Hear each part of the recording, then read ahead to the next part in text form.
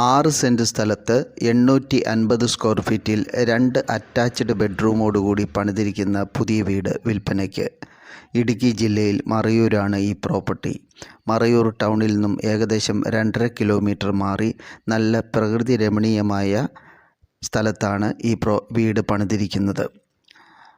Compound വാള്, gate മുതലായ സൗകര്യങ്ങളുണ്ട് ഈ പ്രോപ്പർട്ടിക്ക്.